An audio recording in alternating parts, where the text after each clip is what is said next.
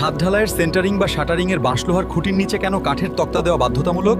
Sir, কাঁচা ঢালাইয়ের ওজনে যেন খুঁটিগুলো নিচের নরম মাটিতে দেবে না যায়। কলামের গোড়ায় ৩-৪ ইঞ্চির যে ছোট কাস্টিং করা হয়, যাকে সাইটের ভাষায় স্টার্টার বলে, সেটির ইঞ্জিনিয়ারিং গুরুত্ব কি?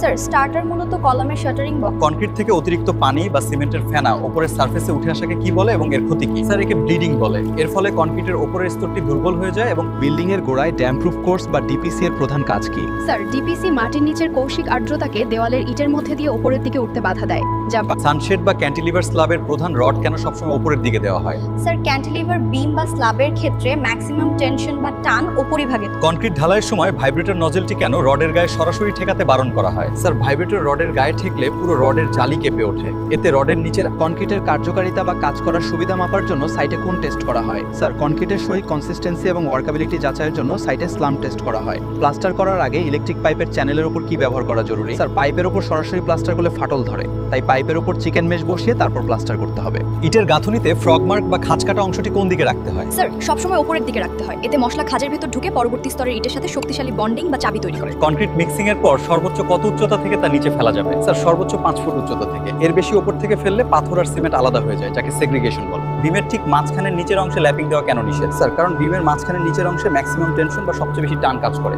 সেখানে জোড়া দিলে বিম ভেঙে যাওয়ার ঝুঁকি থাকে। কলামের রিং বা টায়ার হুক কত ডিগ্রিতে বাঁকানো বাধ্যতামূলক? স্যার, ভূমিকম্পের ঝুঁকি এড়াতে কলামের টায়ার হুক অবশ্যই 135 ডিগ্রি কোণে বাঁকাতে হবে, 90 ডিগ্রি করা যাবে না। স্ল্যাব বা ছাদের নিচে রডের নিচে কভার ব্লক কেন দেওয়া হয়? স্যার, রড যেন সরাসরি বাতাসের সংস্পর্শে এসে মরিচা না পড়ে এবং রডের চারপাশে কংক্রিটের সঠিক ক্লিয়ার কভার নিশ্চিত হয়। ছাদ ঢালাইয়ের কতক্ষণ পর কিউরিং শুরু করা উচিত? স্যার, কনক্রিটের ইনিশিয়াল সেটিং টাইম শেষ হওয়ার পর সাধারণত ঢালাইয়ের 10 থেকে 12 ঘন্টা পর কিউরিং শুরু করতে হয়। কলামের রডে জং বা মরিচা ধরলে তা কনক্রিটের কি ক্ষতি করে? স্যার, মরিচা ধরলে রডের আয়তন বেড়ে যায়। এর ফলে ভেতরের চাপে কনক্রিট ফেটে যায়, যাকে টেকনিক্যাল ভাষায়